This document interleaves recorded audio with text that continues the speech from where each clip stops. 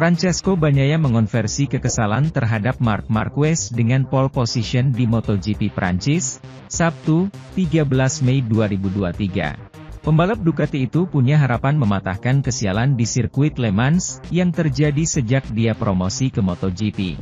Maverick Vinales memimpin di awal kualifikasi kedua, sebelum diusir oleh Jorge Martin. Ia kembali memuncaki tabel dengan 1:31.120.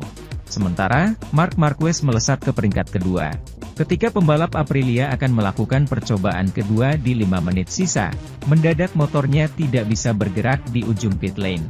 Kru segera berlari untuk menarik mundur RSGP. Disinyalir ada kerusakan pada elektronik sehingga Vinales membatalkan upayanya. Aleix Espargaro memperumit garasi pabrikan Noale. Ia terjatuh dengan keras di tikungan 1. Motornya pun rusak. Sisa 1 menit, Francesco Bagnaia berhasil memacu Desmosedici GP23 dan duduk di P2. Sekira 14 detik, Marquez menggeber motornya tercepat, 1:37.63. Pecco memupus harapan rider Spanyol meraih pole position saat waktu sudah habis. Ia membukukan waktu 1:37.05 di sektor keempat dengan keunggulan 0,058 detik. Luca Marini mencetak waktu tercepat lebih dulu. Setelah itu, 2 tiket ke Q2 dipegang berganti-ganti.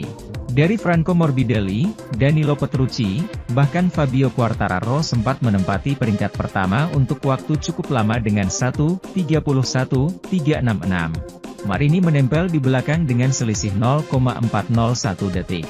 Dua pembalap tersebut bahkan seolah menutup pintu bagi yang lain hingga 5 menit terakhir. Pada 2 menit terakhir, keinginan pembalap VR46 Racing melenggang ke putaran berikutnya pupus. Augusto Fernandes, rookie MotoGP 2023, merangsek ke bagian atas, 1:31.343 terpaut 0,023 detik. Sementara itu, Marc Marquez kembali dan menjadi protagonis minggu ini. Itu sudah terjadi sebelum Grand Prix dimulai, ketika diketahui bahwa sanksinya di Argentina akhirnya dianggap terpenuhi. Serta keesokan harinya kami mengetahui bahwa dia pulih dari jari untuk dapat berkompetisi lagi. Kemarin dia sudah terlihat di lintasan kualifikasi untuk Q2, meski Bagnaia tidak terlalu menyukai caranya berakting. Seperti yang baru saja kami beritahukan, Bagnaia mengambil posisi terdepan pada nafas terakhir, di depan Marc Marquez dan Luca Marini. Banyak pria kuat di 2 baris pertama ini di mana seseorang yang tertutup hingga kini menonjol, Jorge Martin. Dia kelima di Q2 tetapi berhasil melakukan 6 lap di bawah pukul 1:32. Pemimpin Piala Dunia dan juara dunia saat ini, Bagnaia, memiliki kecepatan tinggi pukul 1:32, seperti Marini dan Miller. Vinales tidak pernah menunjukkan ritme yang konsisten dalam satu strip, meskipun telah berubah dari kurang menjadi lebih. Marc Marquez, di sisi lain, hanya melakukan sedikit lap dalam ritme balapan, karena dia lebih banyak bekerja pada pengaturan dan pengetahuan tentang sasis baru.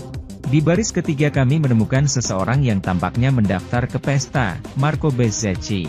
Murid Valentino Rossi di tim Ducati Mooni VR46 ini, telah menunjukkan kecepatan yang solid di menit pukul 1:32. Tentu saja, di FP3 dia jatuh ke tanah dan belum bisa melakukan satu putaran pun, meninggalkan misteri di sekelilingnya. Aleix juga menonjol dalam ritme, meskipun crash di Q2 telah banyak memperlambatnya. Dengan serangan balik menjadi salah satu titik lemahnya, dia akan mengalami masa-masa sulit.